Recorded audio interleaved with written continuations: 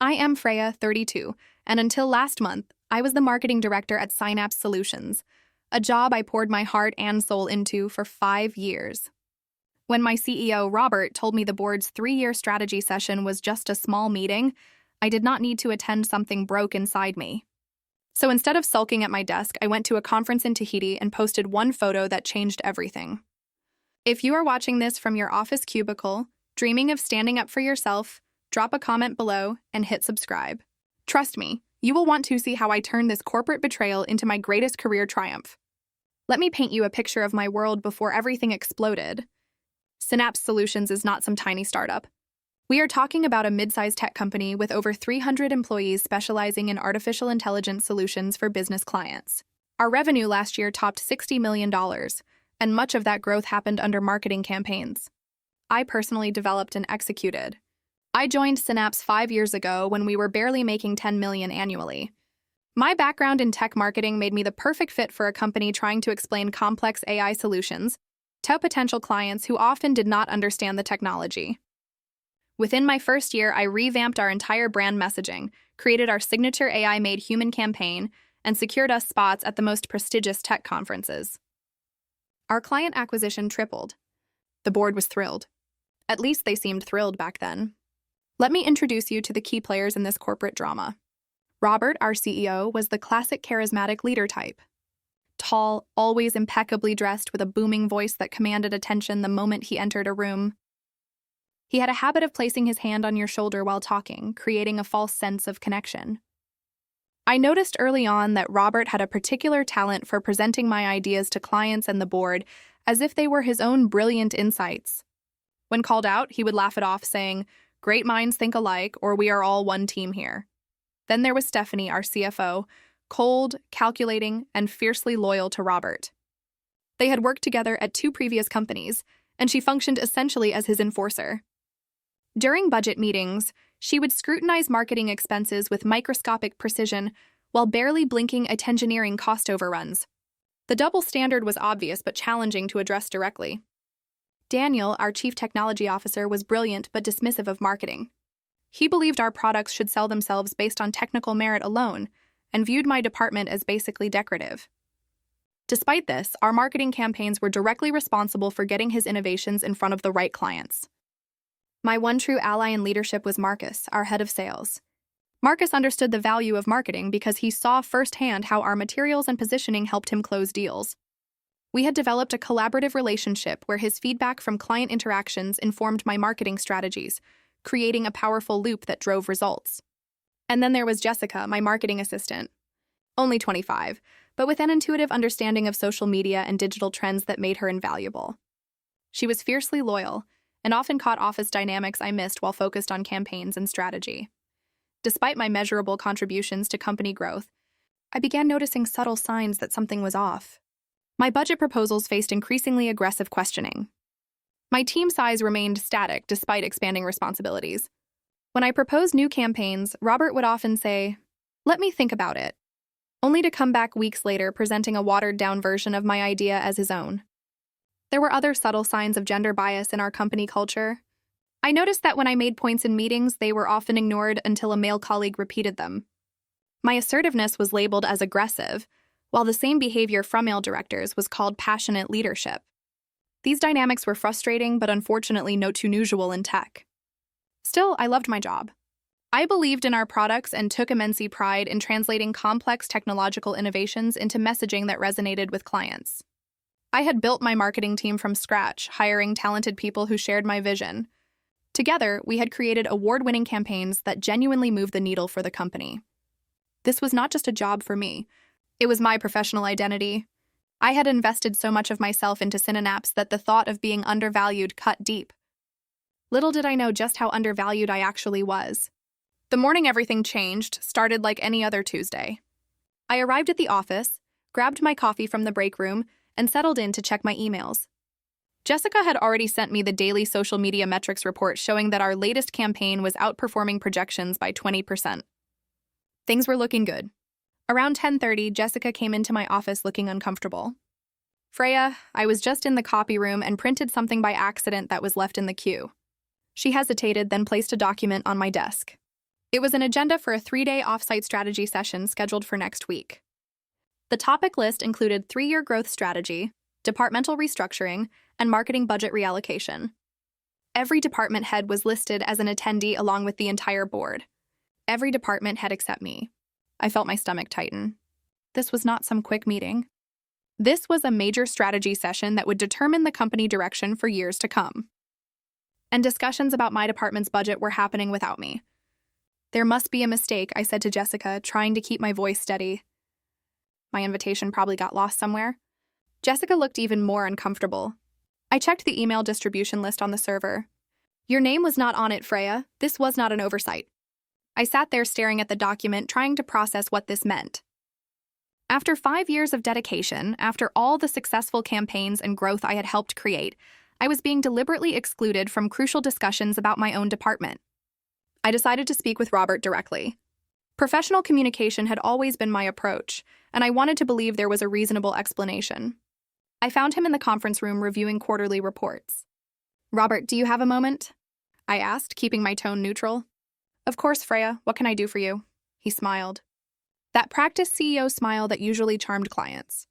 I noticed there's a strategy session scheduled for next week. I wanted to check if my invitation was missed somehow. I kept my voice casual, giving him the benefit of the doubt. Robert's expression shifted subtly. Oh, that it is just a small meeting with the board to discuss some technical aspects of our product roadmap. Nothing you need to worry about. Just a small meeting. 3 days discussing company strategy, including marketing budgets without the marketing director, was just a small meeting. The agenda mentioned marketing budget reallocation. I pressed as marketing director should not I be part of that conversation. Robert waved his hand dismissively. We are just doing preliminary discussions. Nothing will be decided without your input eventually. Daniel will cover the marketing aspects since they relate closely to product development this quarter.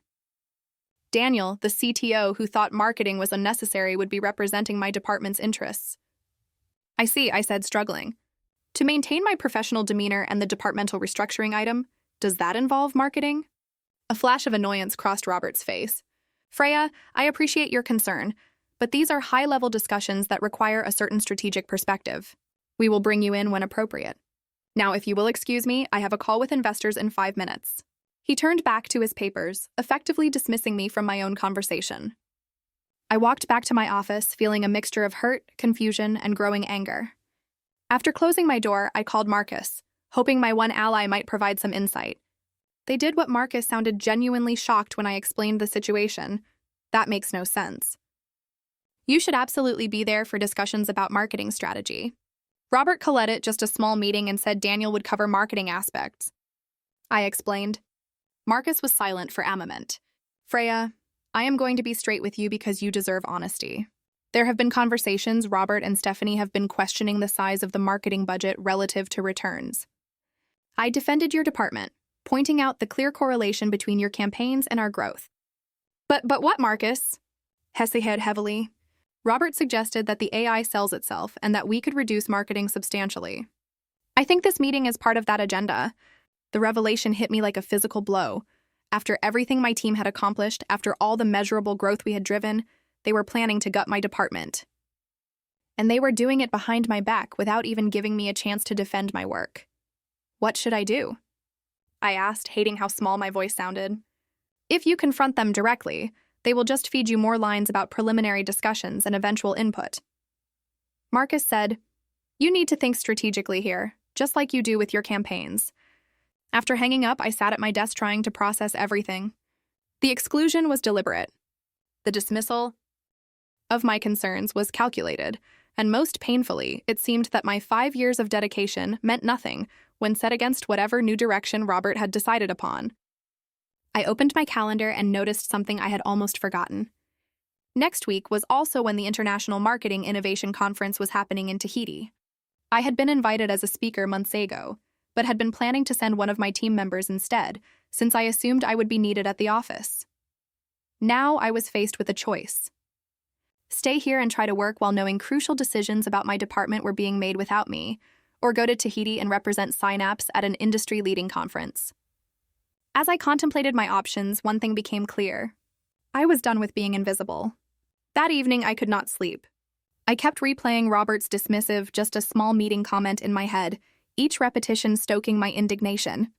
By morning, my eyes were puffy from lack of sleep, but my mind was clearer. I called Jessica as soon as I was dressed.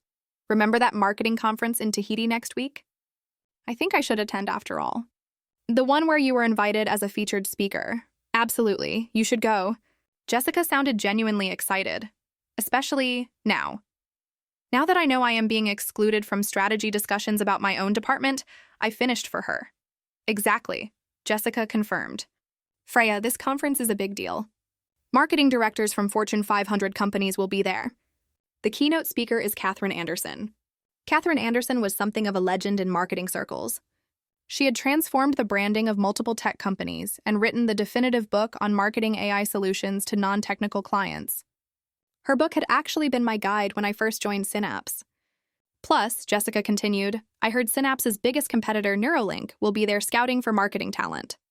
The International Marketing Innovation Conference was indeed prestigious. Being invited as a speaker was an honor that recognized my contributions to the field. The rational part of me knew attending would be good for my career and potentially for Synapse as well.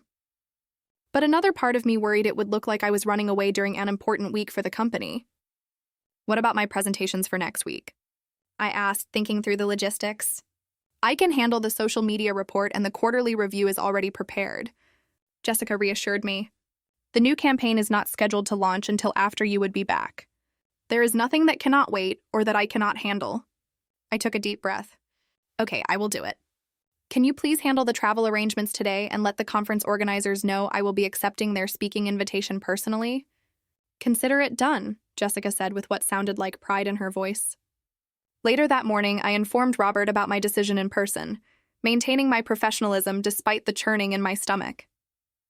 I wanted to let you know that I will be attending the International Marketing Innovation Conference in Tahiti next week as a speaker, I said, standing in his office doorway. Robert barely looked up from his computer. Oh, I thought you were sending someone from your team. I was but considering I have been invited as a featured speaker on AI marketing strategies. I decided my presence would better represent Synapse's interests. I kept my voice even professional. Well, with the strategy meeting happening, your timing is convenient, I suppose, he said with a slight smile that did not reach his eyes. We will manage just fine here. I am sure you will, I thought bitterly. That is the whole problem. As the week progressed, I threw myself into preparations both for my conference presentation and ensuring my department would run smoothly in my absence. I created detailed briefs for Jessica on all ongoing projects and scheduled video check-ins for emergencies. The day before my departure, Marcus stopped by my office and closed the door. Are you sure about this, Freya? Your absence during the strategy meeting might be used against you. His concern seemed genuine. What difference would my presence make if they have already decided to sideline me? I countered. At least this way I am doing something positive for my career and potentially for Synapse's industry standing. Marcus nodded slowly. You might be right. Just be careful about how you present this externally. Corporate politics can get ugly. I am a marketing professional, Marcus, I reminded him with a small smile. Managing perception is literally my job. The next morning, I boarded a flight to Tahiti. My emotions a complex mixture of anxiety, indignation, and a strange sense of liberation.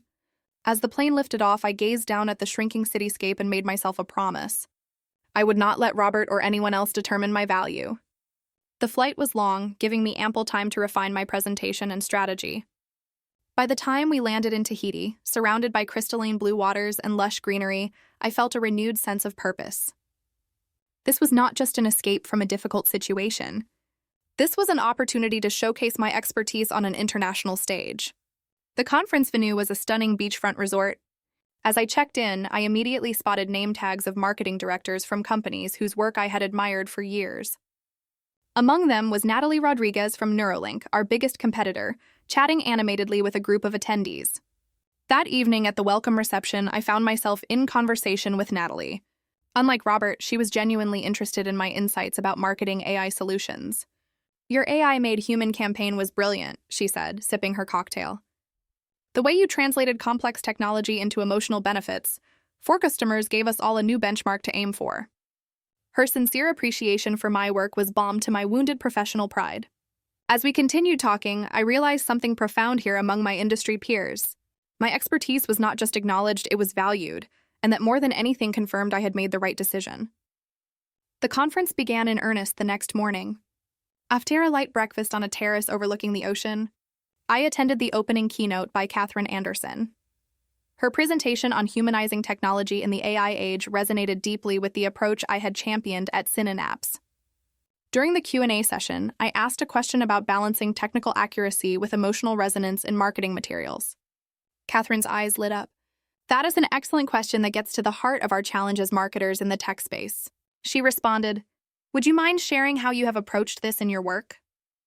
Suddenly, I found myself invited onto the stage, impromptu sharing my experiences with the entire assembly of marketing professionals. The positive response was overwhelming, with attendees approaching me throughout the remainder of the day to continue the conversation. By lunchtime, my phone buzzed with a text from Jessica. "How is it going? By the way, strategy meeting started." Very tense atmosphere. I replied with a quick update about the morning's success, then asked any word on what is happening in the meeting.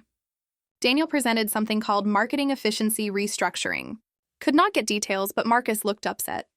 Marketing efficiency restructuring. Even the name sounded like a euphemism for cuts. I pushed the thought aside and focused on the afternoon's breakout sessions, where I was scheduled to lead a discussion on translating AI capabilities into customer benefits. My session was packed with attendees, even standing along the walls.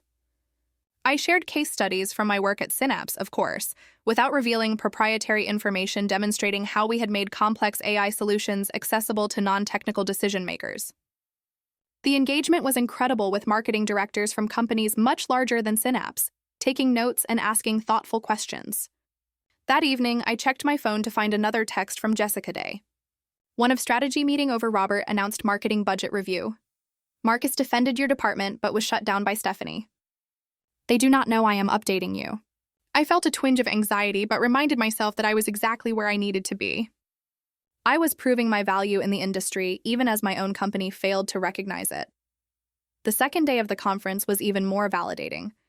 I was invited to join a panel discussion with Catherine Anderson and marketing directors from 3 major tech companies. The topic was the future of AI marketing, and my insights were met with enthusiastic response and follow-up questions. During the lunch break, the CEO of TechVantage, a company triple the size of Synapse, approached me. "Your perspective on translating technical capabilities into customer-centered messaging is exactly what we have been looking for," he said, handing me his card. "If you ever consider a change, I would love to have a conversation." It was the first of several such approaches over the course of the day. Word had apparently spread about my presentations, and suddenly I found myself being courted by companies that recognized the value I brought to the table. That evening was the conference gala held on the beach at sunset. The setting was breathtaking, with torches illuminating tables set in the sand, and the gentle sound of waves providing a soothing backdrop to conversations. I wore my favorite blue dress, the one I had originally planned to save for our company's annual client dinner. Catherine Anderson sought me out during the cocktail hour. "Freya, your contribution to the panel today was outstanding. Would you consider co-authoring an article with me for Harvard Business Review on emotional intelligence in tech marketing?" I nearly spilled my drink. Catherine Anderson. The Catherine Anderson wanted to collaborate with me. This was career-changing territory. As the evening progressed, a group of us gathered for photos against the stunning sunset backdrop. Among us were marketing directors from Google, Microsoft, and other tech giants, along with Catherine herself. The photographer, one of the conference organizers, captured several shots of us laughing and talking with the golden sun setting over turquoise waters behind us. Later, scrolling through the photos on my phone, I paused at one particular image. There I was, standing confidently among recognized industry leaders, looking happy and professional. The contrast between the respect I was receiving here and the dismissal I had experienced from Robert could not have been more stark. Almost without thinking, I opened LinkedIn and posted the photo with a simple caption, "Learning from the best." While some focus on strategy number, right place, right time, it was professional enough to be appropriate, but those who knew about the strategy meeting would understand the subtle dig. Was it petty? Perhaps slightly, but after years of having my contributions minimized, this small act of asserting my professional worth felt necessary. I hesitated only briefly before pressing share. Then I put my phone away and rejoined the conversation, not giving the post another thought until much later that night. Back in my hotel room, I checked my phone to find it exploding with notifications. My LinkedIn post had garnered hundreds of likes and comments in just a few hours, many from influential figures in the tech marketing world. The photo had struck a chord with many commenters praising the gathering of marketing talent and expressing admiration for my speaking role at the conference. Among the notifications was another text from Jessica. "Your LinkedIn post is making waves here." Client Horizon Technologies saw it and called Robert asking why marketing director wasn't at strategy session. Robert is livid. My heart raced. This was not what I had intended. I had simply wanted to share a proud professional moment, not create a corporate crisis. But before I could formulate a response to Jessica, my phone rang. Robert's name flashed on the screen. I took a deep breath and answered, "What the hell do you think you're doing?" Robert's voice was controlled but seething with anger, posting about strategy meetings on social media. "Do you have any idea how unprofessional that looks?" I posted a photo of myself with respected industry colleagues at a prestigious conference where I was invited to speak. I replied, keeping my voice steady. My caption was entirely professional. "Do not play innocent, Freya. The timing and wording were deliberate. Horizon Technologies is now questioning our organizational structure because their point of contact on marketing strategy was apparently not important enough to include in our planning sessions." So that was what this was really about. Not my unprofessional behavior, but the fact that a client had called him out. "Perhaps they have a valid question," I said, surprising myself with my boldness. Why was the marketing director excluded from discussions about marketing strategy and budget? This is exactly why Robert snapped. Your inability to see the bigger picture and be a team player? Marketing is just one small piece of our overall strategy. A piece that has driven 30% growth year over year, I countered. A piece that your clients clearly value enough to question my absence. The conversation devolved from there, with Robert making thinly veiled threats about reconsidering my role, and me maintaining that my post was simply sharing a professional accomplishment. By the time we hung up, it was clear that a line had been crossed that could not be uncrossed. More texts from Jessica arrived. Board members asking questions now. Stock dipped 2% after Horizon expressed concerns publicly. Marketing team standing with you. What should we do? Before I could respond, an email notification appeared. It was from William Chen, our board chairman, requesting a private call tomorrow. Then another notification, a LinkedIn message from Neuralink CEO, asking if I would be open to discussing a chief marketing officer position. Within hours, my simple photo had catalyzed a situation that was rapidly spinning beyond anyone's control. And somewhere between fear and vindication, I found myself oddly calm. For the first time in years, I felt like I had regained some power in a situation where I had been rendered deliberately powerless. My phone continued to buzz with messages, calls, and notifications well into the night. Among them was a surprising text from Marcus. "Whatever you do, do not delete that post. Board wants full explanation of marketing exclusion." This might be the wake-up call Synapse needed. By morning, the post had gone viral within our industry, and my professional world had irrevocably changed. I woke up to over 50 notifications on my phone. My LinkedIn post had now been shared thousands of times, with marketing professionals across the tech industry weighing in. Many expressed admiration for my work at the conference, but a surprising number also shared their own experiences of being undervalued, despite driving company growth. One comment in particular caught my attention. When companies sideline their marketing leadership from strategy discussions, they reveal how little they understand about modern business. Marketing is not a support function. It is a driver of strategic direction. This came from Anthony Richards, the CEO of one of the largest tech companies in the country. Before I could fully process the scope of what was happening, my phone rang. It was William Chen, our board chairman. "Freya, I hope I am not calling too early given the time difference."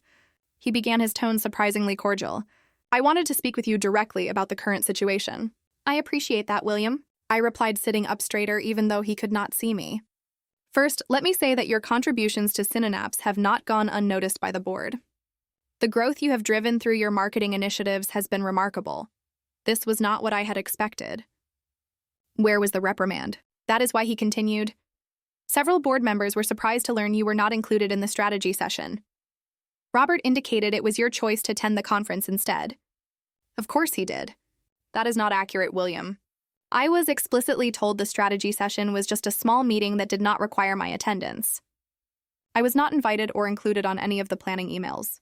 I made the decision to attend this conference where I was invited as a featured speaker only after learning I had been excluded from discussions that included the future of my own department. Silence hung on the line for a moment. I see William finally said that is concerning, particularly in light of what has happened with Horizon Technologies. What exactly has happened? I asked. William sighed. After seeing your post, their CEO contacted us expressing concern about our organizational structure. They specifically cited the exclusion of the marketing director from strategic planning as troubling, given that your work was a primary reason they chose Synapse over competitors. My pulse quickened. Horizon was our largest client, representing nearly 20% of annual revenue. They have formally requested a meeting to review our partnership, indicating they may need to reassess their vendor relationships. Additionally, 2 other clients have reached out with similar concerns. The implications were enormous. Client confidence was shaking, all because of a leadership decision to exclude me from conversations where I should have been present. There is more, William continued. Our stock dropped 3% this morning. Not catastrophic, but significant enough that other board members are asking questions about leadership decisions. Just then, a text from Jessica appeared. Emergency all-hands meeting called for 3 p.m. today. Robert looks like he is about to explode. I relayed this information to William. Freya, I would like you to return early from the conference if possible. The board has called an emergency session for tomorrow morning, and we would like you to present your perspective directly. I agreed, promising to get on the next available flight. After hanging up, I immediately contacted the conference organizers to explain my situation. They were disappointed but understanding, especially when I offered to participate in future events and webinars. As I packed my bags, my phone continued to buzz with notifications. LinkedIn messages from recruiters, texts from my marketing team expressing support, emails from industry colleagues praising my conference contributions. One email stood out. It was from Catherine Anderson. Freya, your sudden departure is understood. In your absence, I mentioned our upcoming collaboration to several publishers who expressed interest. This door is opening for you regardless of what happens with your current situation. The flight back was turbulent both literally and figuratively as I prepared mentally for what awaited me. I drafted notes for the board meeting, compiled statistics on marketing's contribution to growth, and tried to process the rapid shifts in my professional landscape. By the time I landed, Jessica was waiting for me at the airport. Her expression a mixture of excitement and anxiety. You have no idea what is happening, she said as we walked to her car. After the all-hands meeting where Robert essentially blamed external miscommunication for client concerns, 3 employees from different departments stood up and questioned why marketing was being sidelined. It turned into a full-blown confrontation. What did Robert do? I asked, buckling my seatbelt. Ended the meeting abruptly. But then something amazing happened.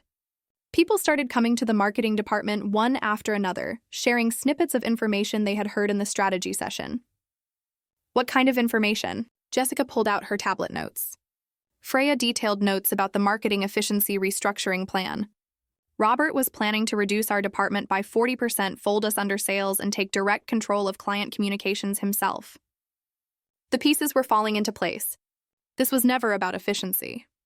It was about control and credit. There is more, Jessica said, her voice dropping. Daniel accidentally left his laptop open during a break, and someone from it saw emails between him and Robert discussing how to transition marketing wins to executive leadership. To enhance shareholder perception of core leadership value, they were planning to take credit for all our work. I said, the full reality sinking in. Exactly. And now that this is coming to light, people are furious.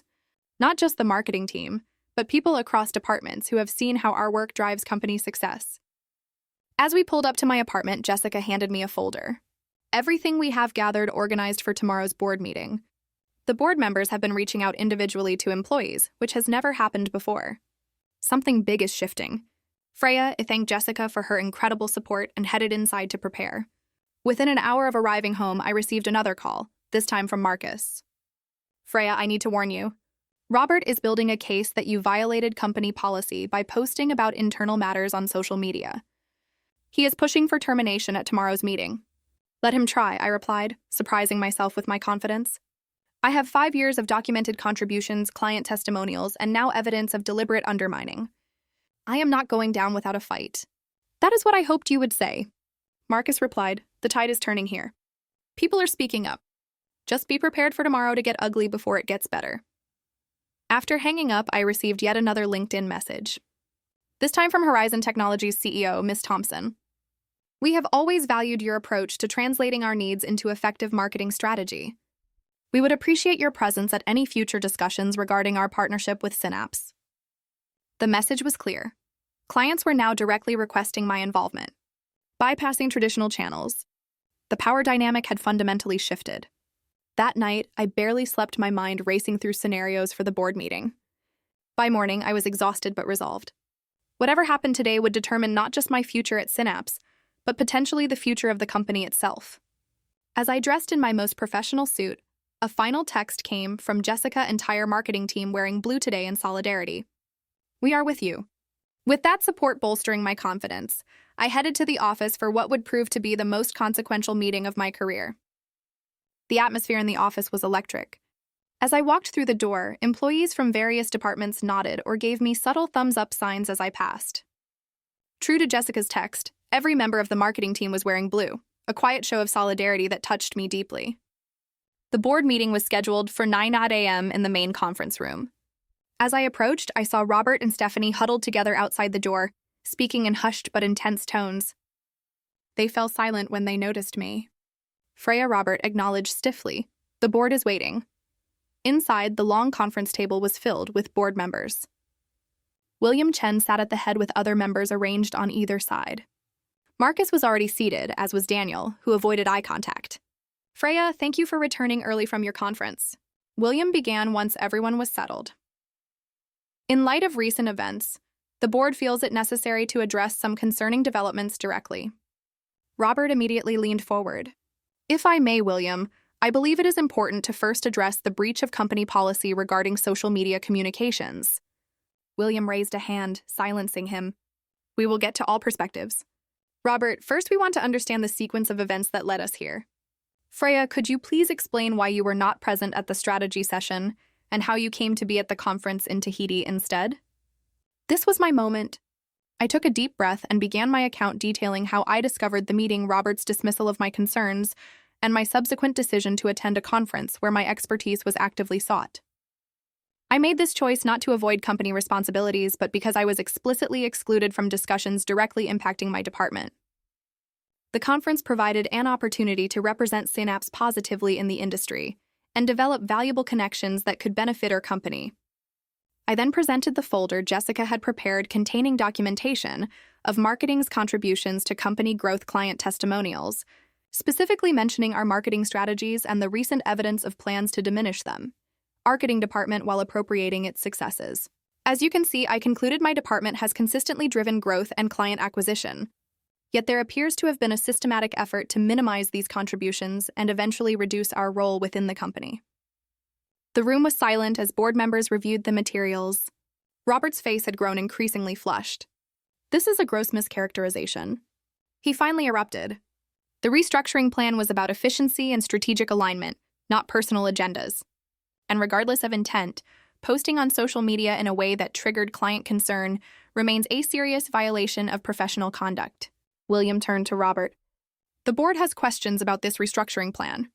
Specifically, why was it developed without input from the marketing director, especially given the documented success of that department? Before Robert could answer, the conference room door opened. A technical assistant entered and set up a video call on the main screen. Moments later, the face of Gregory Patterson, CEO of Horizon Technologies, appeared. Thank you for accommodating this last-minute request to join your discussion, Gregory began. As Synapse's largest client, we felt it important to share our perspective directly. Robert's expression shifted from anger to alarm.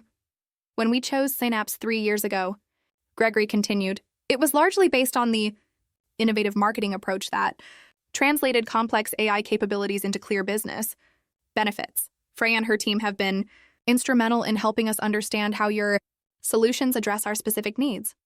Learning that marketing leadership was excluded from strategic planning raised serious concerns about Synapse's organizational priorities. Several board members exchanged glances. William nodded thoughtfully. Gregory, we appreciate your candor. I assure you the board is taking this situation very seriously. After the call ended, the room remained silent for several long moments. Finally, Marcus spoke up with the board's permission. I would like to share some additional context. Over the past year, I have observed multiple instances where marketing initiatives were reframed as executive leadership directives in communications to this board and to clients. He proceeded to outline specific campaigns and client wins that had been presented to the board as Robert's strategic initiatives when they had in fact originated in the marketing department. Robert interrupted. This is becoming absurd. Every department contributes to our overall strategy, which ultimately falls under my direction as CEO. Freya's inability to understand her role within the larger organization is exactly why certain discussions required a more strategic approach without departmental bias. At this, Daniel surprisingly spoke up. Actually, I have emails instructing me to present marketing's user experience research as technology division findings. He placed a printed email on the table. I complied because it seemed like approved leadership protocol, but in light of recent events, I believe full transparency is necessary. Robert's face went from flushed to pale. Daniel, we discussed presenting a unified executive message. This is a complete misrepresentation of those conversations. Is it Daniel pushed a folder toward William? These are all communications directing various forms of credit reassignment, some dating back over a year. The evidence was damning. Email after email revealed a systematic pattern of diminishing marketing's contributions while enhancing perception of executive leadership's direct impact on growth.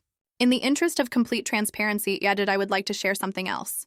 I opened my laptop and displayed screenshots of job offers and speaking invitations I had received since the conference. These opportunities arose not because I sought them out, but because industry leaders recognized the value of work that was apparently not fully appreciated within Synapse. William Chen looked at each person at the table before speaking. The board will need to deliberate privately on all we have learned today. Everyone except board members, please step outside. The next hour was the longest of my life. I waited in my office, alternating between reviewing potential scenarios and responding to supportive messages from my team. Finally, William's assistant came to escort me back to the conference room. The board members looked serious but resolved. Robert was noticeably absent. Freya, William began. After careful consideration of all evidence presented, the board has reached several decisions. First, the planned restructuring of the marketing department has been unanimously rejected. Second, we have placed Robert in administrative leave pending a full review of leadership practices. I tried to maintain my professional composure, but I could feel my hands trembling slightly under the table. Furthermore, William continued, we would like to offer you an expanded role as Chief Marketing Officer with direct board representation. Your department's contributions to Synapse's growth warrant this level of strategic input. The validation was overwhelming. After years of having my contributions minimized, the truth had finally come to light. The board also requests your assistance in rebuilding client confidence, starting with a personal meeting with Horizon Technologies next week. I nodded, finding my voice. I would be honored to accept this responsibility. My commitment has always been to Synapse's success, even when it was difficult. We recognize that now, William said with genuine respect in his voice, and we intend to ensure it never becomes difficult again because of internal politics or failure to recognize valuable contributions. As the meeting concluded and I walked back through the office, the significance of what had transpired began to sink in. A single photo posted in a moment of professional pride had catalyzed a complete restructuring of company leadership. The path forward would not be easy, but for the first time in years, it was clear. By standing my ground and refusing to be made invisible, I had not only reclaimed my own professional value, but potentially saved the company from a leadership approach that undermined its greatest strengths. As Jessica had texted that morning, sometimes being in the right place at the right time means creating that place yourself. The weeks following that pivotal board meeting were intense but transformative for both me personally and for Synapse as a company. My first official act as the newly appointed Chief Marketing Officer was to call an all-hands marketing department meeting. Looking at the faces of my team members still wearing blue in solidarity, I felt a surge of gratitude. First, I want to thank each of you for your support through this challenging time, I began. Your loyalty and exceptional work are what made our case irrefutable. The board has not only recognized our department's value, but has elevated our role in company strategy going forward. The applause was heartfelt, with several team members visibly emotional. We had been through the corporate equivalent of a battle together and emerged stronger. Moving forward, we will have direct board representation and expanded budget authority, I continued. But with this comes greater responsibility to continue driving Synapse's growth and innovation in the marketplace. Jessica, who I immediately promoted to marketing director, helped me outline our new departmental structure and responsibilities. Her loyalty and quick thinking during the crisis had proven her readiness for greater leadership. My next priority was rebuilding relationships across the company. Robert's approach had created unnecessary divisions between departments with marketing, often positioned as demanding resources without providing equivalent value. I scheduled individual meetings with each department head, including Daniel, to establish new collaborative frameworks. My conversation with Daniel was particularly revealing. I never actually disliked marketing, he admitted during our meeting. Robert consistently told me you were resistant to technical input and demanding of engineering resources without understanding the constraints, and he told me you thought marketing was unnecessary window dressing, I replied. We both shook our heads at how easily we had been manipulated into an artificial rivalry. By the end of our meeting, we'd sketched out a new integrated approach to product development that incorporated marketing insights from the beginning of the design process, rather than as an afterthought. The meeting with Horizon Technologies was another crucial step in stabilizing the company after the upheaval. Gregory Patterson welcomed me warmly as I entered their headquarters. Freya, I must admit that while I was concerned about Synapse's organizational issues, I was also impressed by your dignity throughout the situation, he said as we sat down. It confirmed what we already believed about your professionalism. We spent 3 hours discussing their needs and how Synapse's solutions would continue to evolve to meet them. By the end, we had not only secured their continued business, but expanded our service agreement to include new divisions of their company. Within the month, William Chen announced the board's decision regarding leadership. Robert would not bear turning as CEO. Instead, they had initiated a search for new leadership that would better reflect the collaborative culture they now envisioned. In the interim, they appointed Marcus as acting CEO with a leadership council that included me, Daniel, and 2 board members. This transitional structure proved remarkably effective. Without the artificial divisions Robert had created, we found natural synergies between departments. Sales and marketing began working in true partnership. Engineering and marketing collaborated on user experience from the earliest stages of product development. The atmosphere in the office transformed from one of competitive tension to collective purpose. I also made good on my commitment to Catherine Anderson, co-authoring an article for Harvard Business Review on integrating marketing intelligence into strategic leadership. The piece drew heavily on my experiences at Synapse without directly referencing the recent drama, and established me as a thought leader in the field. 3 months after the confrontation, our quarterly results showed the impact of these changes. Client retention had increased by 15%. New client acquisition was up 23%. And employee satisfaction scores had risen across all departments. The board formally appointed Marcus as the permanent CEO with my full support. His collaborative leadership style was exactly what Synapse needed, and our working relationship had grown into a true partnership. As for me, the professional transformation was profound. The industry recognition from the conference combined with the news of my promotion had established me as a rising star in tech marketing. I received speaking invitations from major conferences and was asked to join the advisory board of a prestigious marketing institute. But the personal transformation was even more significant. The experience of being sidelined, finding my voice and ultimately prevailing had changed me fundamentally. In the beginning, the exclusion had been painful, triggering deep insecurities about my value and place in the organization. I had questioned everything from my competence to my judgment. The dismissive, just a small meeting comment had cut deeper than Robert could have known, touching on every moment in my career when I had been overlooked or underestimated. The healing process began with the simple act of choosing myself by attending the conference. Instead of sitting at my desk watching decisions about my professional future being made without me, I had placed myself in an environment where my expertise was recognized and valued. The support of colleagues like Jessica and Marcus had been crucial, reminding me that my perception of my value was not distorted, and the validation from industry peers had helped rebuild my professional confidence at a time when it was most vulnerable.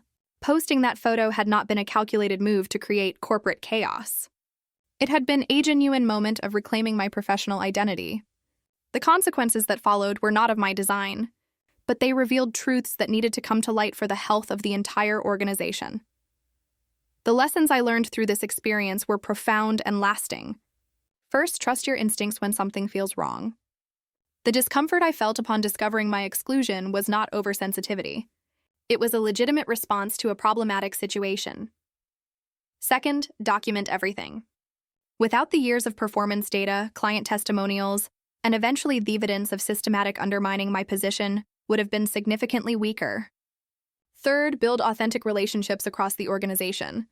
The support that emerged from unexpected places during the crisis came from genuine connections built over years of collaborative work. Fourth, know your value outside your current environment. The conference reminded me that my skills were appreciated in the broader industry, even when they were being minimized within my company. And perhaps most importantly, I learned that standing up for yourself does not have to mean burning everything down. By maintaining professionalism, even while refusing to accept unfair treatment, I had created space for resolution rather than merely revenge. 6 months after that fateful strategy meeting, I was not invited to Synapse hosted its own leadership conference. AC stood at the podium delivering the opening address to department heads, board members, and key clients. I could not help but reflect on the journey. The strength of any organization, I told the assembled crowd, lies not in rigid hierarchies or carefully guarded information, but in recognizing and elevating the diverse talents of its people. When we create environments where every contribution is valued and every voice can be heard, we do not just build better companies, we build a better future for all of us. The applause that followed felt like the closing of one chapter and the beginning of another, one where I would never again allow myself to be made small by someone else's limited vision of my worth. If you have ever felt undervalued in your workplace or had your contributions minimized, I hope my story gives you courage. Sometimes standing in your truth, even when it is uncomfortable, is the most powerful thing you can do. Have you ever experienced a situation where you had tossed an up for your professional worth? Share your story in the comments below. And if this resonated with you, please subscribe and hit that like button so others can find this message too. Remember, you deserve to be at every table where decisions about your work are being made. Thank you for listening to my journey.